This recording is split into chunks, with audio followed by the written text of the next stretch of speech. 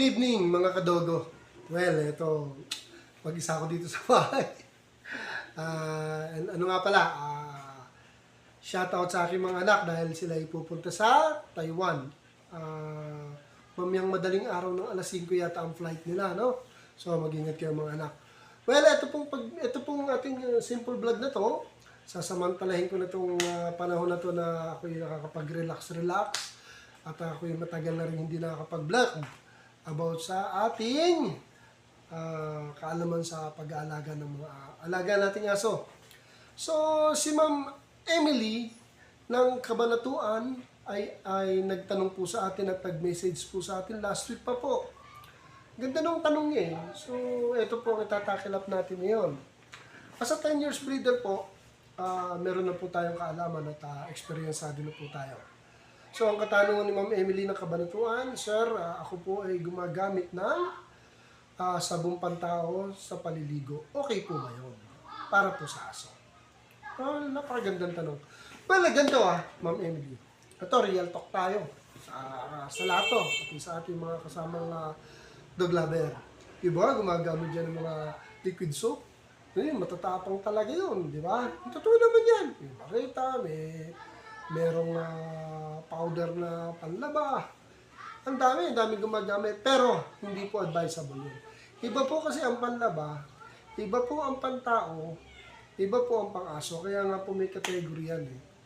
Ngayon, ganito po. Kung talagang walang pera, kagaya natin, di po tayo mayaman. Tayo po ay gagawa na ng paraan para magpaliguan ang ating mga alaga. Ang payo ko po, kung gagamit po tayo ng sabong pantao, gamitin po natin yung pang-baby. Yung hindi siya matapang, yung less ang harsh or effect sa skin ng alaga natin. Kasi yung mga pang-babing sabon, example po, ako po ay gumagamit po ng Ivory. Tapos, tender care na pang-baby, yung liquid soap. Basta po pang-baby kasi yung content ng pang-baby na sabon, hindi siya ganun katapang. Pero mabango pa rin yun, di ba?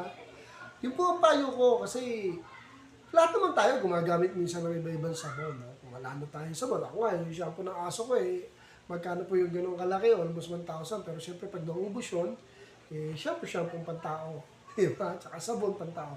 Pero ang ginagamit ko, ang pambalaw ko sa kanila ay yung sabon. Kunyari, ginamit ko ng shampoo pantao. Medyo matapang po yan, no? Babalawan ko po siya maigi ng tubig. I-rinse ko siya maayos. Tapos, sasabunan ko po siya ng pang-baby. Yung Ivory kasi talaga gamit ko. Medyo, ano yan na mababa ang content ng chemical nun.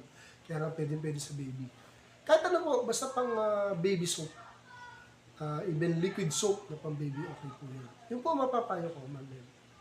So, sa mga nagtatanong kung ako ay gumagamit din ng sabong pantao, pag wala, inuulit ko, opo. Basta pang baby, tandaan nyo, basta pang baby. Huwag po tayo gagamit ng matatapang. Inuulit ko po, ang panlaba ay panlaba. Ang pantao ay pantao. Ang pang-aso is pang-aso. Kaya lang, meron po tayong kaya lang doon. Pwede pong gumamit, basta po pang baby. Okay? Mahinang-mahina po ang chemical content nun. Okay na okay po yun. So, yun ma'am. I hope maayos ko pong nasagutan yung katanungan. Kaya okay lang yan. Sabon na pang baby. Okay po, sana may napulot po kayong konting kaalaman from Mr. Doggy Style. Till next time po ulit. Ako po yung mag-isa dito. Bye-bye! Thank you for watching.